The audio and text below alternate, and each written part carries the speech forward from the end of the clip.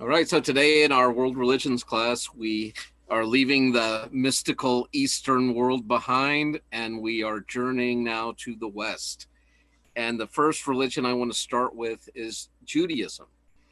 And Judaism is one of the most ancient religions of the world, probably comes in right behind Hinduism, at least on a worldwide chronology. And the earliest books of the Bible, the Torah, the first five books, the books of Moses, were probably written somewhere around 1800 BCE, if you can imagine. So that's pretty amazing to think about the time of the Exodus, 1800 BCE. So Abram would have been a little bit earlier than that. And the book of Job, a lot of people believe is actually older than the Torah, but it would still be in that, probably around 2000 BCE, somewhere in that time frame. But how I'd like to start this today is there's a really excellent website, and I hope you save this and use it for a resource, but I'm just going to navigate it with you and show you how truly amazing it is. It's one of my favorite websites, period, on any topic, and I think it's because of the hyperlinks. So as you're scrolling through it, if you come upon different words or concepts in Judaism, many of them are hyperlinked, and you can either hover over it or click on it, and it will open up and either give you a definition or take you to a whole new article or sometimes even a whole new website. So let's go ahead and go there. It's called jewfaq.org. And I have it preloaded if I can find it.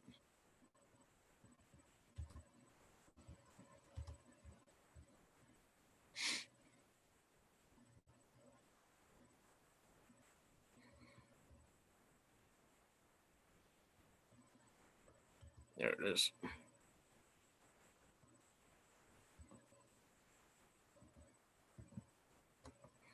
All right, so let me minimize it a little. So on this jewfaq.org site, can you guys see this okay? I can't see you guys. If someone could say yes. Yep. Okay, thank you. And so you kind of have your navigation there on the left, but as you go through, it starts basically by telling you what perspective they're coming from, even though Judaism is very broad. The three main, you could call them denominations or the sects of Judaism, are the Orthodox. And that's what the speaker of that last video I showed you was. And so if you click on Orthodox, it will bring up a little box. One of the major movements of Judaism, believing that the Jewish law comes from God and cannot be changed.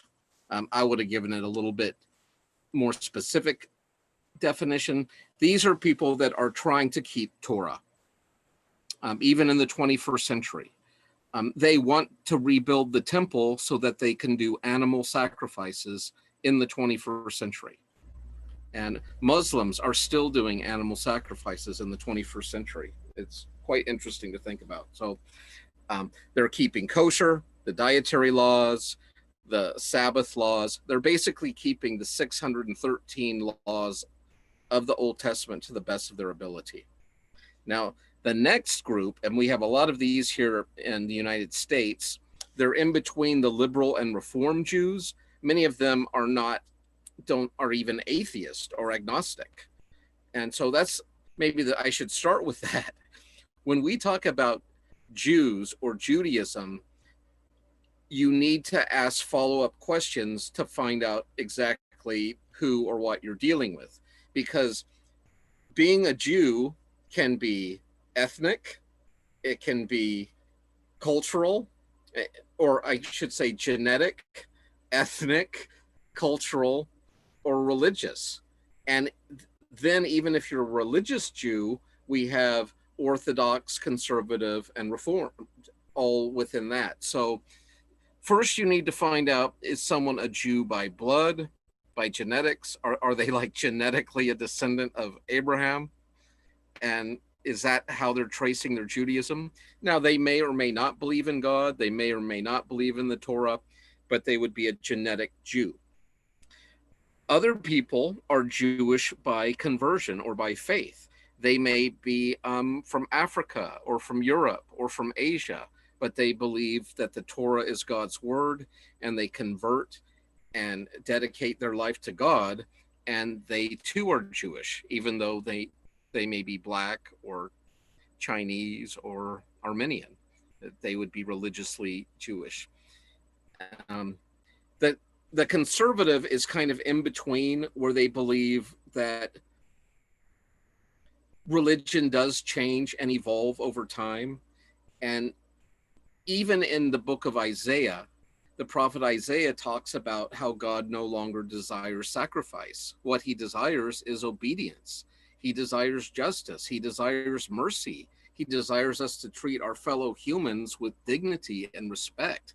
Who cares if you offer 1,000 oxen or 10,000 perfectly spotless lambs or rams? I mean, Yahweh would much rather you be kind to your neighbor, to take in the poor, to care for those who have been outcast or disabused. And so they would be progressive in that they would keep some of the laws that they think are still pertinent and apply to today, but they're not going to keep all of the laws, especially some of the more harsh or ceremonial laws. Remember, a lot of the breaking of these laws came with capital punishment. And I don't believe Orthodox Jews, for the most part, are going around killing people that are or stoning people breaking the law, but you certainly would be ostracized or outcast or seen as not a part of the community. And then the next group is the liberal progressive Judaism. And here it's more like the Elks Club or Kiwanis. They love to celebrate the holidays. They love the traditions. They love the culture, the food, the dance, the music. But let's not get carried away with the whole religion thing.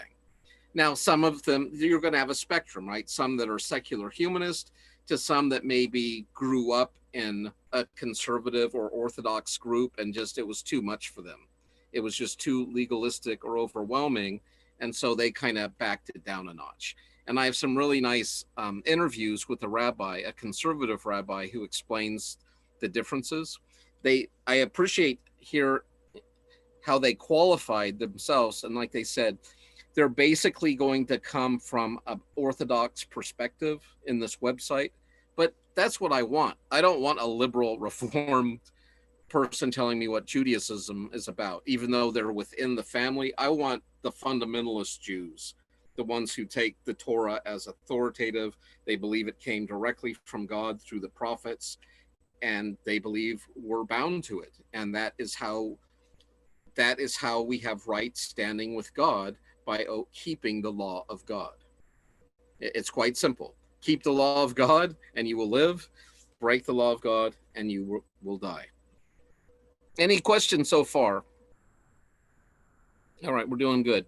Let's go to what do Jews believe. So if you navigate over to this left thing, and I like how they have levels. So they'll tell you their lowest level is Gentile, like what they would hope Gentiles know about Judaism, but it's more informative. And then they do like a basic, intermediate, and then advanced. And then I think there's the super secret. You need to be over 30 and have read the Torah before you start delving into things like the Kabbalah and mystical Judaism. But I'll probably end with the mystical part of Judaism, which I am utterly fascinated by. But we're going to start simple. So this first part is just like we have creeds in Christianity or the 5 pillars of Islam, we have the 13 principles of faith developed in the Middle Ages by Maimonides, which is kind of hard to say, but his nickname was Rambam. And so he is this medieval Jewish scholar, and the Jews have been dispersed. They've lost their country. The temple's been sacked, and they have been scattered to the 4 winds. But this particular medieval Jewish rabbi named Rambam, let's see what the information they got here on him. Rashi Moshe ben Maimon or Maimonides. Rambam is an acronym, better known to the secular world as Maimonides. Anyways, he thought it was important to come up with a list to kind of go with like the Christian creeds if people were just wanting a quick look at what Jews believe. And I know most of the students here in my class are coming from a Christian background, but check out this list and I bet you're going to agree with 11 of the 13, if not more.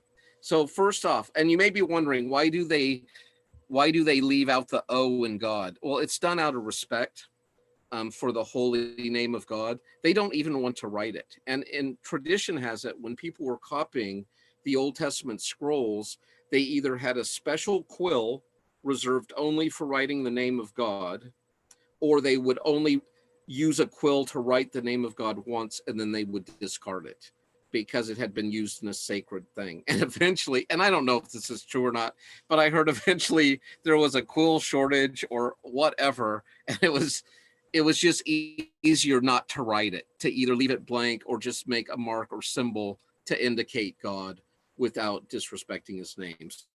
So you'll see this in especially more conservative or Orthodox Jewish literature, and it's done out of respect for God. God exists. God is one and unique.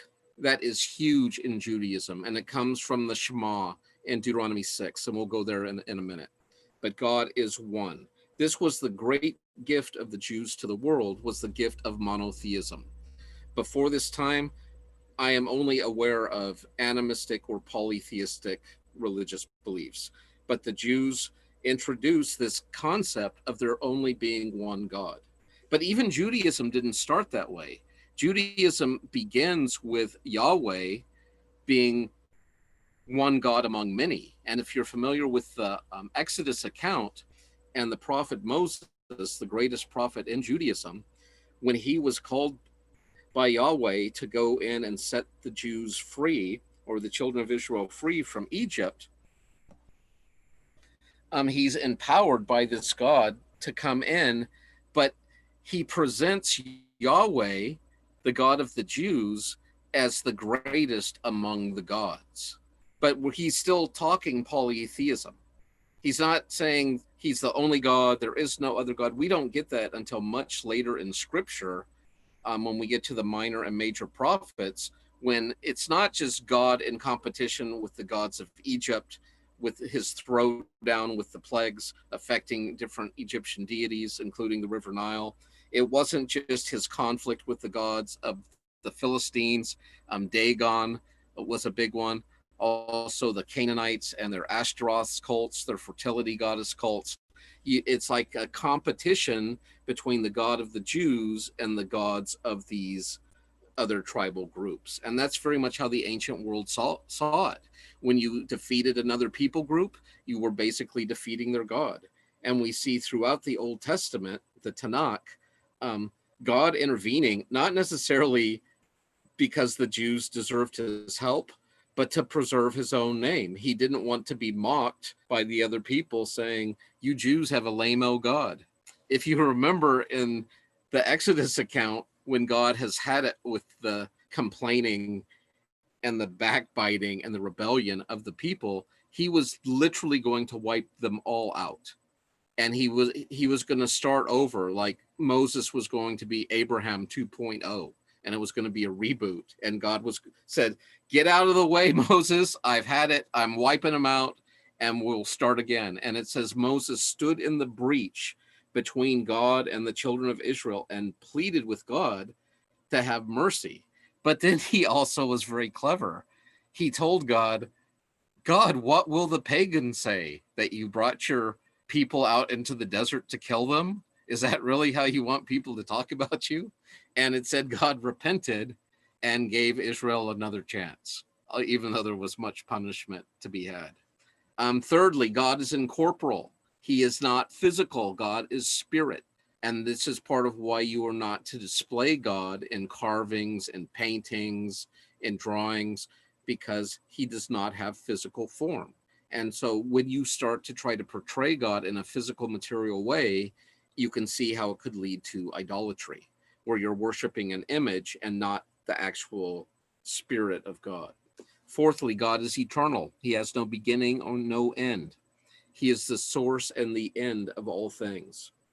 Prayer is to be directed to God alone, not to angels, not to kings, not to prophets, not to Jesuses.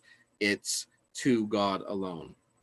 The words of the prophets are true. And so this would be what Christians consider the Old Testament. Moses' prophecies are true, and Moses was the greatest of the prophets. And you'll see this is really interesting because in Judaism we have Moses, in Christianity we have Jesus, and then in Islam we have Muhammad. And each are coming to correct what was twisted before them. Moses, 8, the written Torah, the first 5 books of the Bible, and the oral Torah, teachings now contained in the Talmud, were given to Moses. Now, the Talmud is almost like a commentary that goes along with the books of the Bible, and it has been developed by rabbis for millennia. And so it's kind of like in Christianity where you have either the church fathers or other people making commentaries on the Bible, and it doesn't have the same status as the Torah, but it is authoritative.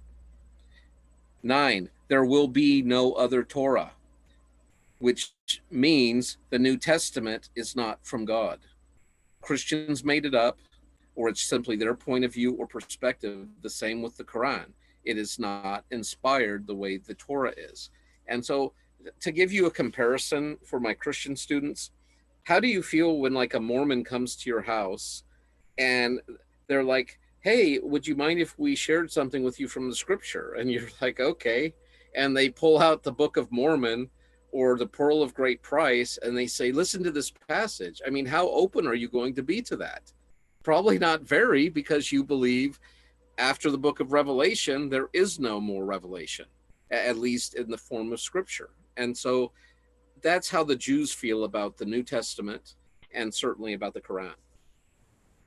It's interesting because Christians take the Torah and the Tanakh and the New Testament as authoritative, where the Jews only take the Torah and Tanakh, and Muslims take the Torah, Tanakh, New Testament, and the Quran as authoritative. So it seems like the later versions try to show how we are part of, or we're a continuation of this tradition. We're not starting a new religion. So all the Western religions, they're called the Abrahamic faiths because they are all looking back to Abraham as like the father of their faith or their tradition. And that goes for Jews, Christians, and Muslims. For Jews and Muslims, it's not just spiritual father, it's also a biological father. For if you remember, Ishmael, Abraham's firstborn, who was later cast out into the desert with his mother Hagar, God made a great nation out of him as well. That was part of his promise. And the Arabic people come from him today. And so the Jews and Arabs, and remember, Muslim is a religious distinction. Jew could be religious or ethnic, depending how you use it. So a lot of people confuse that. They mean to say Arabs, but they say Muslims. It just is because like 90% of Arabs plus are probably Muslims. But it's not a direct correlation. You could be an Arab Christian, an Arab Buddhist, an Arab Jew, as well as an Arab Muslim. So know that distinction. What else did I want to tell you about that? It'll come to me. There will be no other Torah. God knows the thoughts and deeds of men. God will reward the good and punish the wicked. The Messiah will come, future tense. They're still waiting for the Messiah. Of course, Christians believe he's already come. Muslims, too, are waiting for a Messiah that they believe will usher in a golden age of Islam. And the dead will be resurrected. So there's your 13 things that Rambam believed were like the essentials of Judaism. And you probably, like I said, coming from a Christian perspective, would agree with all but maybe 2 of them. Any comments or questions on that? Do they not believe that the minor prophets are authoritative, or do they believe like the entire Old Testament, or is the Torah more authoritative? they have the same. Oh, is it more authoritative? I think the Torah would be primary, but the prophets certainly would be authoritative. And they are arranged slightly differently than in the English Bibles. Um, and there is also apocrypha and a pseudepigrapha of the Old Testament, books that were not included in the canon, which I think are super interesting. And when they found the Dead Sea Scrolls, they did find a lot of these other books as well in those caves. So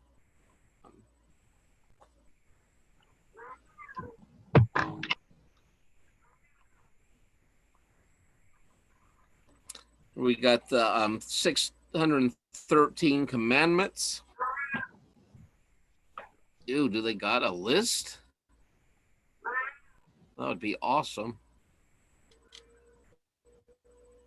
Up, see, we moved to advanced on this page.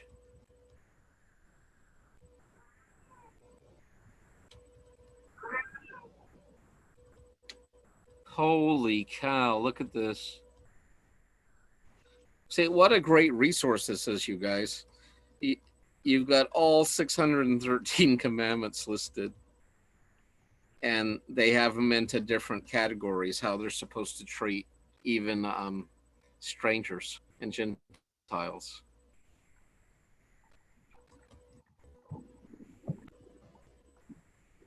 Excellent. Look at that. A lot of sexual mores. Remember, they're an agrarian society, so there's going to be a lot having to do with agriculture, animals, the land, times and seasons. So that's going to be a big part of the laws and rules. Dietary laws are huge. How to treat each other in business, how to treat your servants and slaves, vows, oaths. Oh, wonderful. Sabbatical and jubilee years. I wish we could restore some of that stuff. Property rights, criminals, a lot of restitution. It wasn't just about punishment, but it was like paying back. Like if you stole something, it was usually like a restitution, but you didn't have to give back what you stole. Say you stole someone's sheep, you would have to give back 7 sheep for the one you stole. So good de-incentivizers for stealing. Do not drink the wine of idolaters. Oh man, so I guess you can't pop into your local Canaanite wine shop. Don't worship idols. I've never seen this list all laid out before. I'm just kind of geeking out on it. Rules for the firstborn, rules for the Levites, tithes, taxes, sacred objects. There's 21 capital offenses listed in the Old Testament. Everything from murder to burning strange incense in the temple of God. Those can all get you killed, along with back talking your parents. Oh, this is interesting. A lot of purity and ritual commandments. And I believe this is because God was trying to show the Jews that they were a chosen, appointed, and special people. They were meant to be light and salt into the whole world, bringing the law of God to the nations. And they were supposed to be, I couldn't find a lot of Jewish props, but they were supposed to be like a lantern, a light that pointed people towards God. That was the role of the Jewish nation in the world. And obviously they struggled with living up to those expectations or standards. But part of how God was having them stand apart is he had a lot of rules having to do with purity. So, for example, you weren't to breed 2 different types of animals together. You weren't to grow 2 different types of trees in the same orchard together. You weren't to plant 2 different types of crops in the same field together. You were to keep goats and sheep separate from each other. You weren't to intermarry with strangers, people that weren't Jewish. It was a endogamous relationship. You had to marry within the Jewish people or faith. Um, you couldn't mix meat and milk. What else? You couldn't mix wool and linen in your garments. You needed to keep animal products separate from plant products. And I think all of this, even though it seems so exhausting and doesn't make sense to the modern mind, it's showing in every aspect of your life, from the way you dress to the way you wear your hair, um, to how you treat the land and your animals. It's showing you are a separate people. So it's being reinforced everywhere. And that makes a lot of sense. Oh, this is what I wanted to tell you. I'm going to stop sharing for a minute. I have a Both, question about yeah, I have a question about the rule number 562 about the foods being contaminated by touching unclean things. yes, Does that mean that the Jewish people can't shop at a supermarket because all the food is so close together and clustered up? right. You would need, um, and it depends which sect you're in, right? If you're Orthodox, you are only going to shop or get your food where you can be sure where it came from and how it was harvested, how it was butchered. It's very similar if you're familiar with like halal food in Islam. This is like food that has been prepared or harvested in a particular way. And normally it has to do with the butchering of meats. And for meat to be kosher, it actually has to be supervised by a rabbi. It's kind of like we have FDA in this country for like health reasons. Well, the Jews have special rabbis or special inspectors that make sure the animals are butchered and processed in a clean way. And we're not even talking about whether it's a clean or unclean animal. We're talking about even a clean animal like a sheep or a cow, it still has to be butchered and prepared and stored in a specific way for it to be kosher. Did that answer your question, Josiah? So, say you had a nice roast and it's sitting there on the counter and you're getting ready to cook it for Sabbath dinner or something, and an unclean animal or something like a dog or something in your house comes up and bites into it or something. My understanding would be you have to chuck that whole thing because a dog is an unclean animal and it has now defiled or tainted your meat. Are you guys familiar with the dietary laws in the Old Testament? They're great for trivia questions, Bible trivia questions, if nothing else. It's quite simple. I was kind of, as a child, I really got into this. Even though I was raised Baptist fundamentalist, I was trying to get a leg up on the competition. And I'm talking elementary school. There was something seriously wrong with me, and probably still is. I decided the way I could get an edge beyond just learning more verses for Awanas or bringing more visitors or being fastest at the sword drills, I decided to keep the Mosaic dietary laws because I thought that would give me like fundamentalist status within my Christian circles. And so I studied up on it, and there's different categories. So with fowl, you can eat any bird if it has a gizzard. And a gizzard is something, it's like an organ in a bird that it helps them break down like seeds and grains.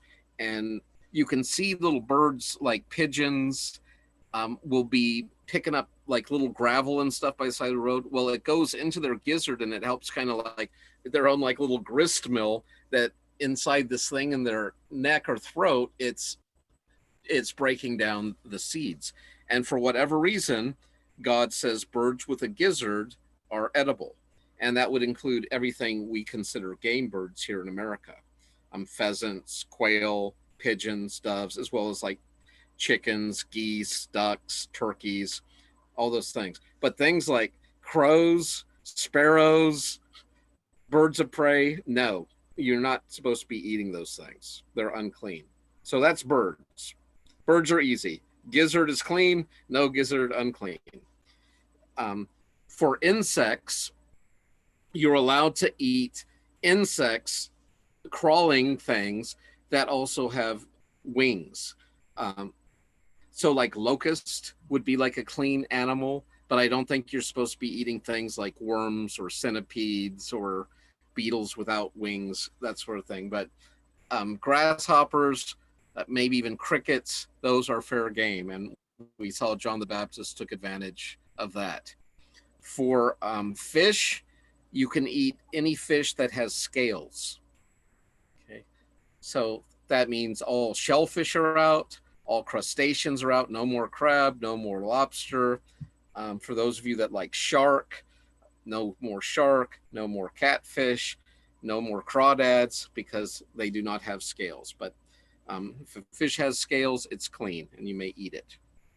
As far as animals go, an animal is clean if it chews the cud and has a split hoof. And that's what gives you your clean animals. So even though like a rabbit chews its cud, if you've ever had rabbits, it will kind of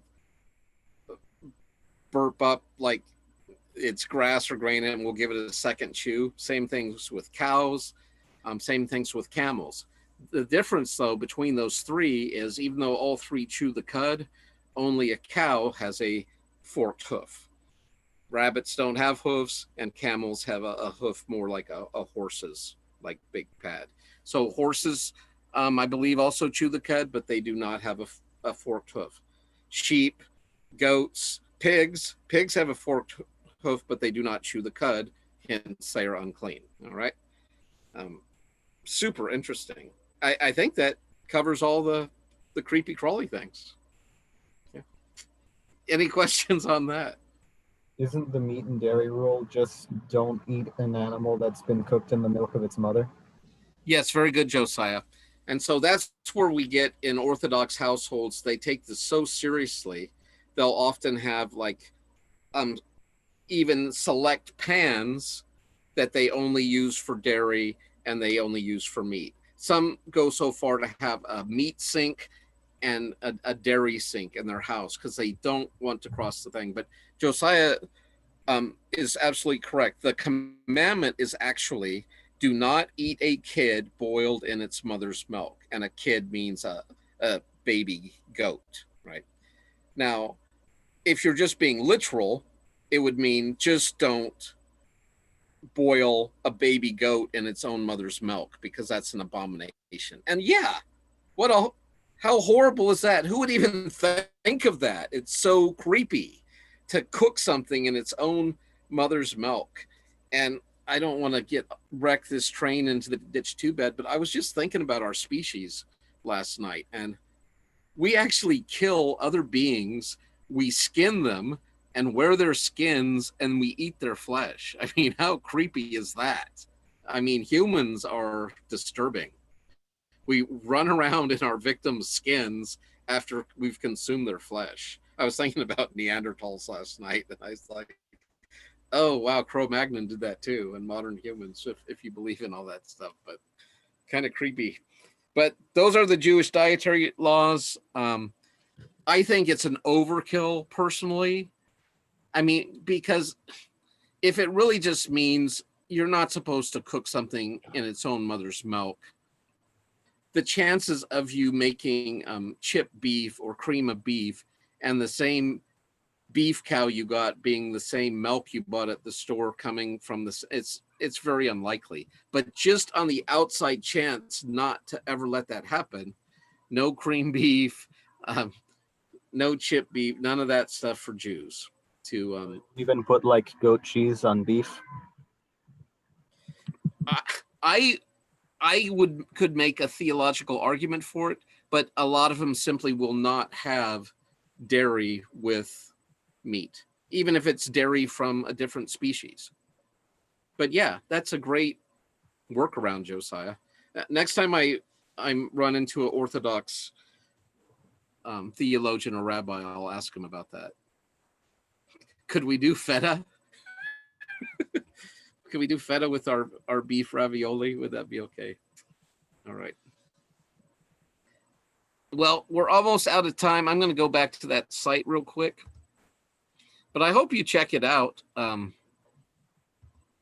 Jewfac.org. Let me see if I can navigate out of this.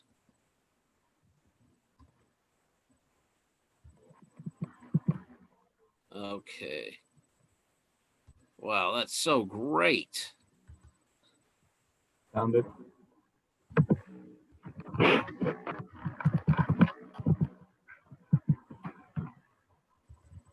Oh, that's a kosher sex? Awesome. Yeah, so it just gives you, I love it. It's even by topics, general sex, separation, birth control, abortion, homosexuality, masturbation, all right there in the Torah. And overall, Jews have a very positive and healthy attitude towards human sexuality. They see it as a gift from God. They don't see it as evil or perverse or animalistic, but there are really strict prescriptions, especially if you're an Orthodox Jew, on what is appropriate and what is inappropriate sexual behavior. Let's go back home.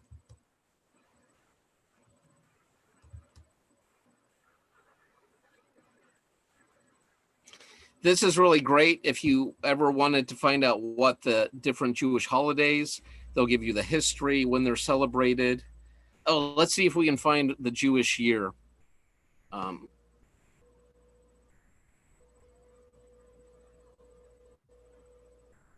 There's your Jewish alphabet or Hebrew alphabet. A really interesting thing too is, I think I mentioned this, is each Hebrew letter is also a number. And you can imagine the joys of numerology if you convert the Hebrew in the Old Testament to its numerical value.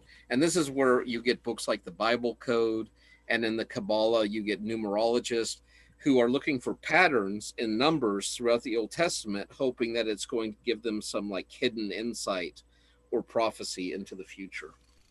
Is that where we get the whole 666 thing from? No, that's from Revelation.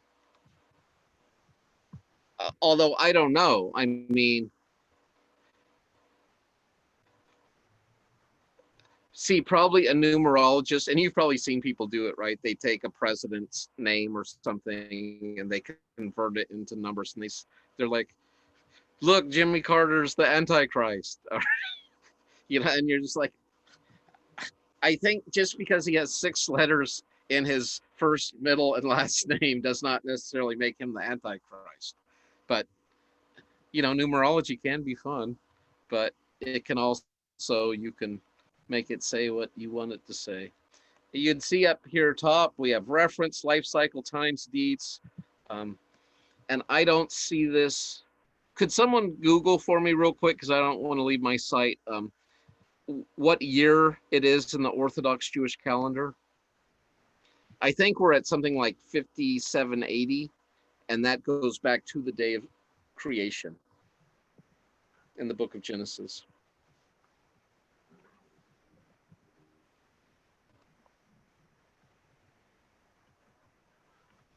Anyone find that? Anyone looking? I'll look on my phone, and then I'll let you go.